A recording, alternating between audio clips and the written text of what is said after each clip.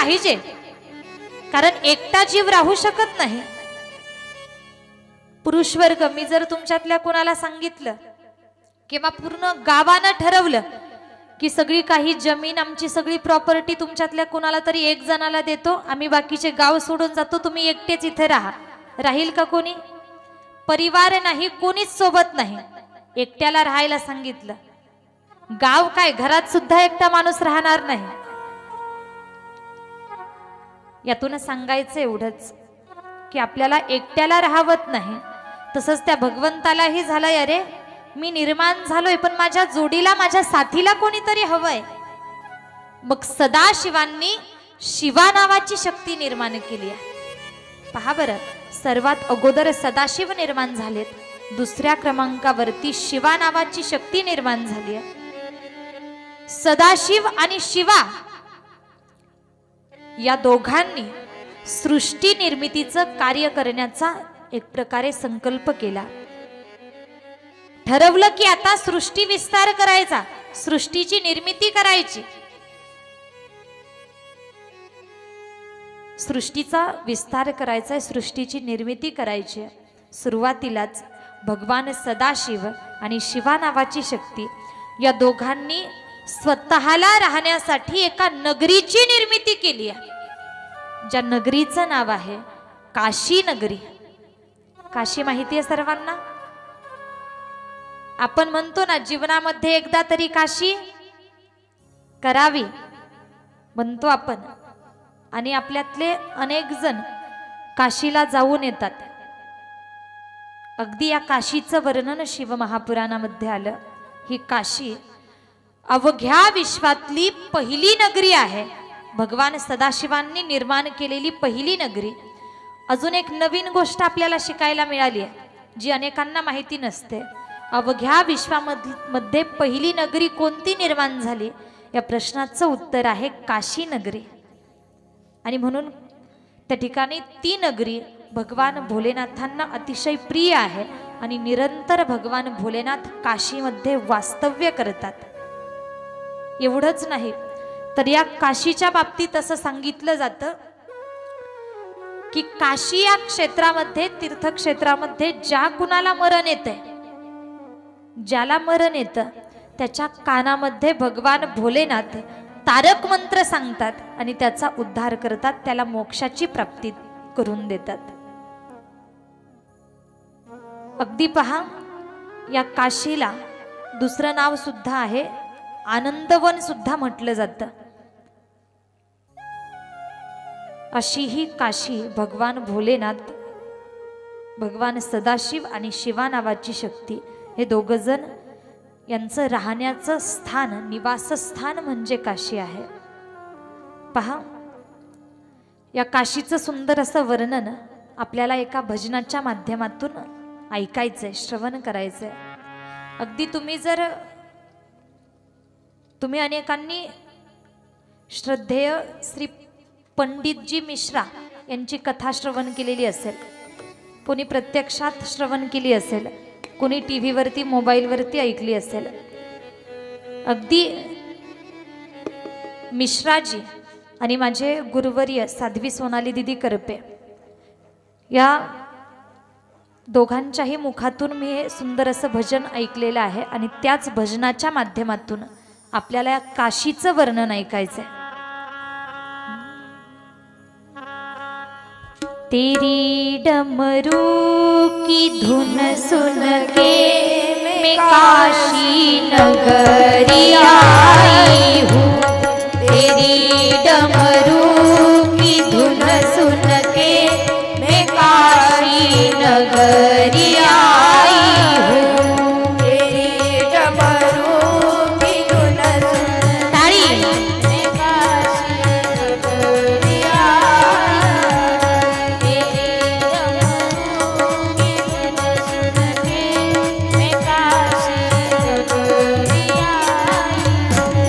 तेरी डमरू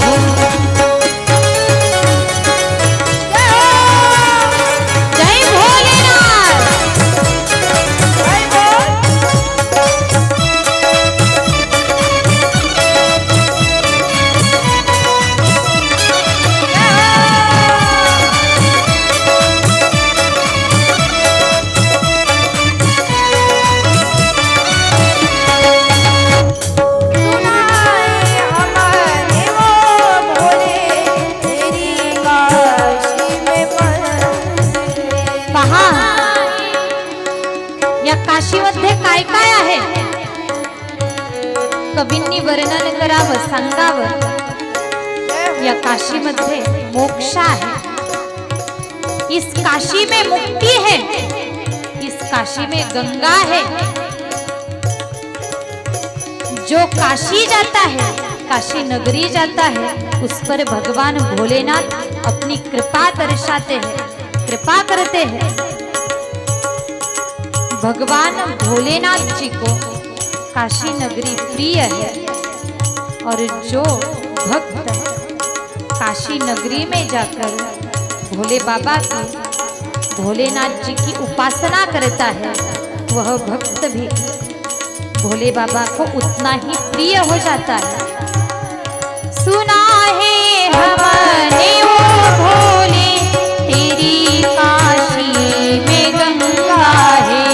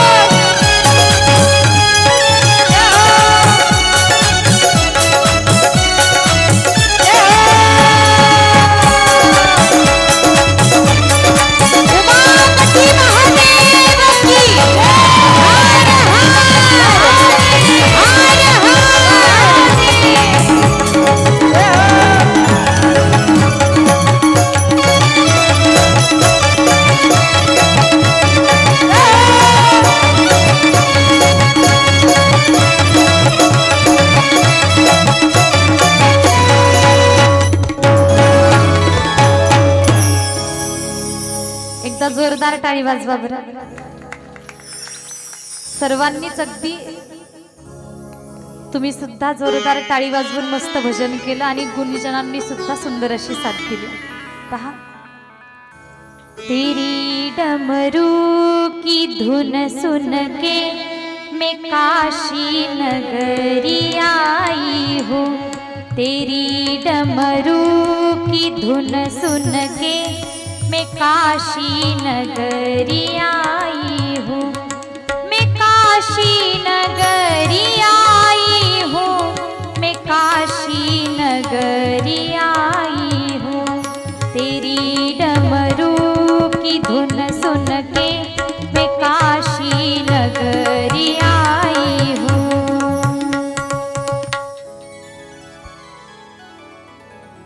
या ठिकाणी वर्णन आलं या काशीमध्ये, काशी नगरीमध्ये मुक्ती आहे, मोक्ष आहे, भक्ती आहे, मंदिर आहे.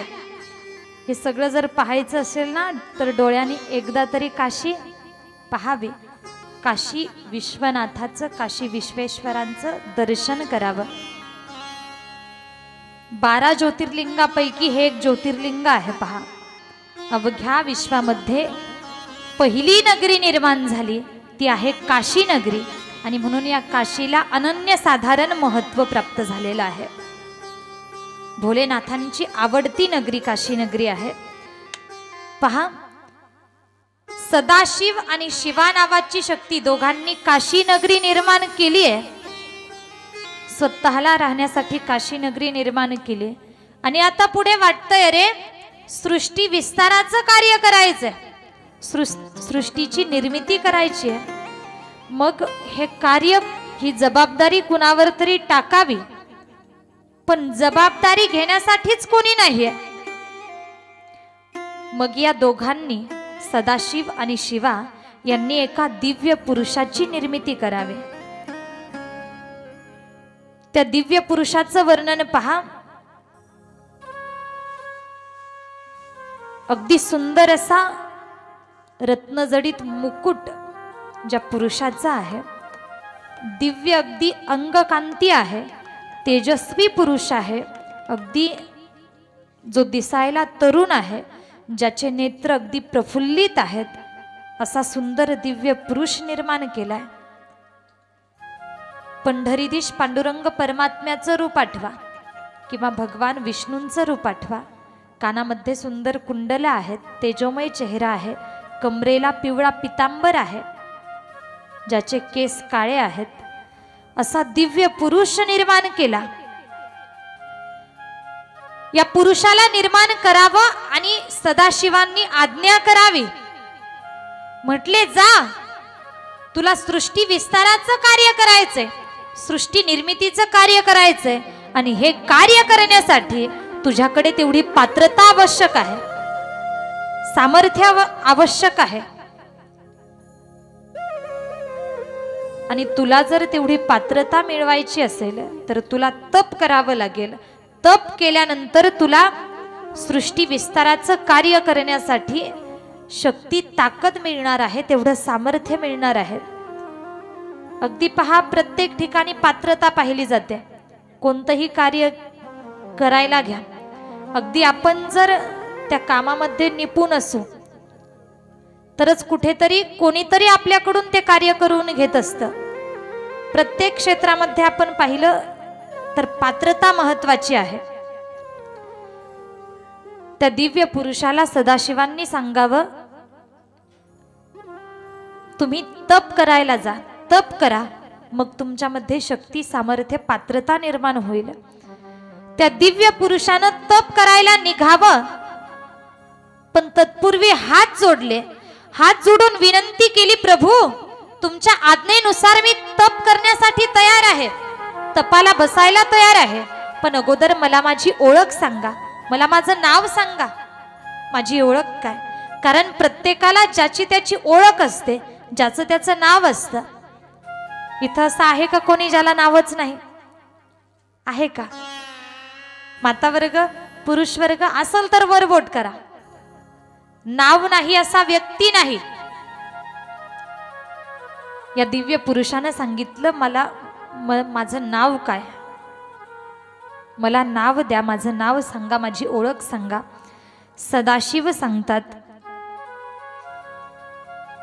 तू भविष्यामध्ये येणाऱ्या काळामध्ये जलरूपानं, माझ्या आशीर्वादानं जलरूपानं विश्वामध्ये व्यापक ठरणार आहेस, म्हणून मी तुला आजच नाव देतो.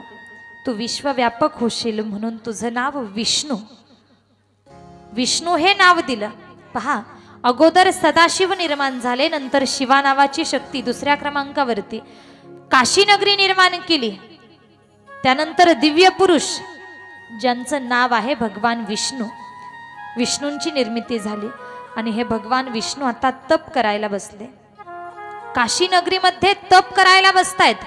अगदी दीर्घकाळ भगवान विष्णूंनी तप करावं, अनेको दिवस तप करत आहेत. एकामागून एक दिवस उलटले. भगवान विष्णूंच्या स्वभावाचं जर वर्णन करायचं झालं तर भगवान विष्णू शांत स्वभावाचे होते, एकदम शांत, नम्र नम्र असणारे भगवान विष्णू, शांत असणारे भगवान विष्णू तपाला बसले. लगेच चित्त एकाग्र झालं आणि निष्ठेनं एकाग्रतेनं तप करतायत. आणि परमार्थामध्ये पाहिलं तर पहा, चंचल व्यक्ती, एक प्रकारे चंचल व्यक्तीला परमार्थ करणं कठीण जातं किंवा चंचल व्यक्ती कडून लवकर नामचिंतन घडू शकत नाही, लवकर परमार्थ होत नाही. पण शांत व्यक्तीकडनं लगेच त्याचं चित्त नामचिंतनामध्ये एकाग्र होतं. परमार्थामध्ये शांततेला जास्त महत्व दिलं गेलेलं आहे. भगवान विष्णू शांत स्वभावाचे आहेत. तपाला बसले, चित्त एकाग्र झालं. अनेको वर्ष तप करतायत. तप म्हणजे एक प्रकारचा, थोडक्यात पाहिलं तर परिश्रमच आहे, एक प्रकारचं कष्टच आहे. अनेको दिवस तप केलं आणि त्या तपाचा एक प्रकारे प्रभाव सहन होत नाहीये, ती कठीणता सहन होत नाहीये.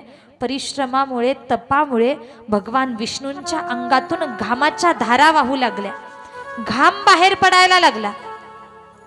भगवान विष्णूंच्या अंगातून जो घाम बाहेर पडला तो घाम म्हणजेच काशी या ठिकाणचाच तीर्थ आहे, ज्यामध्ये तुम्ही आम्ही स्नान करून पवित्र होतो.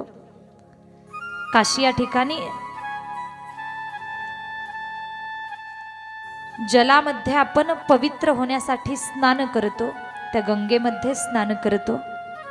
शिव महापुराण सांगतं, ती गंगा, ते तीर्थ भगवान विष्णूंचा घाम आहे, त्यामध्ये तेवढी पवित्रता आहे. काशी नगरी तर पवित्र आहेच, पण तिथलं जल सुद्धा पवित्र आहे. पहा, भगवान विष्णू थकतायत, घाम बाहेर पडतोय आणि थकून थकून दमून दमून झोपी गेले. झोप लागली, जागेवरती निद्रावस्था प्राप्त झाली. विष्णू झोपले. सदाशिव शिवा नावाची शक्ती चिंता करतात, काळजी करतात. अरे, सृष्टी निर्मितीचं कार्य ज्याच्यावरती सोपवायचं होतं, हा विस्तार ज्याच्याकडून करवून घ्यायचा होता, तेच झोपी गेलं. आता करावं काय? मग आता ठरवलं अजून दुसरा दिव्य पुरुष निर्माण करायचा. पुन्हा दुसरा दिव्य पुरुष निर्माण करायला सुरुवात केली. झोपी गेलेले जे भगवान विष्णू होते, झोपलेल्या भगवान विष्णूंच्या नाभी कमलातून शिवजींनी ब्रह्मदेवांची निर्मिती केली. पहा,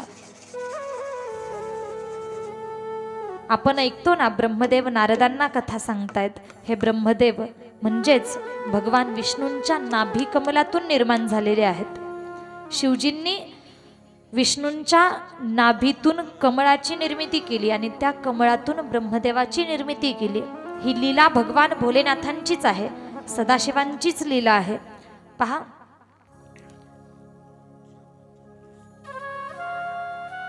दुसरा दिव्य पुरुष निर्माण झाला, पण हा जरासा वेगळा होता. अगोदरचा जो दिव्य पुरुष होता तो दिसायला अगदी तरुण होता, पण आता जो दिव्य पुरुष निर्माण झालाय हा मात्र वृद्ध आहे, म्हातारा आहे. अगोदरच्या दिव्य पुरुषाचे केस काळे होते, आताचा जो दिव्य पुरुष आहे त्याचे केस पांढरे आहेत. अगोदरच्या दिव्य पुरुषाला फक्त एक मस्तक होतं, आताचा जो दिव्य पुरुष आहे याला 5-5 मस्तक आहेत. अगोदरचा दिव्य पुरुष हा शांत स्वभावाचा होता, नम्र स्वभावाचा होता. आता जो दिव्य पुरुष निर्माण झालाय हा अहंकारी आहे, एक प्रकारे चंचल आहे. असे हे 2 पुरुष एकमेकांपेक्षा एकदम विरुद्ध आहेत. दुसरा दिव्य पुरुष निर्माण केला आणि पुन्हा यालाही सदाशिवांनी आज्ञा करावी, म्हटले जा तप कर, तुला सृष्टी विस्ताराचं कार्य करायचंय. ब्रह्माजी तप करायला येतायत, तप करायला बसणार तेवढ्यात झोपलेले विष्णू समोर दिसले. पहा बरं, झोपलेले विष्णू समोर दिसले. पाहिले, अरे झोपलेलं कोण आहे हे, जाग केलं पाहिजे. समोर गेले, विष्णूंना निद्रावस्थेतून जाग केलं. झोपलेले विष्णू उठले. उठल्याबरोबर ब्रह्माजी म्हणतायत मला नमस्कार कर, मी तुझा पिता आहे, तू माझा पुत्र आहेस. विष्णू नमस्कार कर मला. विष्णूंना राग आला, अरे मी याचा पिता आहे, याची निर्मिती माझ्या नाभी कमलापासून झाली आणि हा म्हणतो मी तुझा पिता आहे, नमस्कार कर मला. भगवान विष्णू म्हणतात हे चुकीचं आहे, अरे मी पिता आहे, तू पुत्र आहेस, मी मोठा आहे, तू लहान आहेस. ब्रह्मदेव ऐकत नाहीत, म्हटले मी मोठा आहे, तू लहान आहेस, मी पिता, तू पुत्र. दोघांमध्ये वाद निर्माण झाला. ब्रह्माजी विष्णूंचं ऐकत नाहीत. ब्रह्माजीने सांगावं, अरे तू तुझ्याकडे पाहिलं तर तू अगदी 30 वर्षाचा तरुण दिसतोस, तुझी केस काळी आहेत, माझी पांढरी आहेत, मी वयोवृद्ध आहे. पिता तरुण आणि पुत्र वृद्ध असं कुठं होतं का? नाही म्हटले. अगदी दिसण्यावरून बघ, तू छोटा आहेस म्हणून तू माझा पुत्र आहेस, तू लहान आहेस, मी मोठा आहे, मी तुझा पिता आहे, नमस्कार कर मला. अहंकारी वृत्ती होती, विष्णू शांत वृत्तीचे होते. वाद निर्माण झाला. दोघेही एकमेकाचं ऐकत नाहीत, कुणीच कुणाचं ऐकायला तयार नाही. विष्णूंनी सांगावं, नाही ब्रह्माजी तुम्हीच मला नमस्कार करा, मी तुमचा पिता आहे. ब्रह्माजी सांगतात, नाही विष्णू तुम्ही नमस्कार करा, मी तुमचा पिता आहे. लहान मोठेपणामध्ये वाद निर्माण झालाय. दोघांनाही अपेक्षित आहे मोठेपणा. आणि पहा, शिकायचं यातून आपल्याला. यांच्या दोघांमध्ये माघार कोणी घेत नाही. लहान मोठेपणासाठी वाद आहे. हाच वाद अनेकदा तुमच्या आमच्या मध्ये सुद्धा पाहायला मिळतो. प्रत्येकाला वाटतं मला मोठेपणा मिळावा, मी मोठं व्हावं. अनेकदा याच कारणानं आपल्या आपल्यात सुद्धा वादाची निर्मिती होऊ शकते. पण सांगून जाईन मायबाप मी तुम्हाला, माणूस जेवढा मोठा तेवढा खडतर भयंकर त्रास त्याला आहे. जेवढे लहान आपण राहू तेवढा त्रास कमी आहे. हे मी बोलत नाही. अगदी जगद्गुरु तुकोबराया एका ठिकाणी सांगतात, पाहत लहानपण देगा देवा, लहानपण देगा देवा, लहानपण देगा देवा, लहानपण देगा देवा, लहान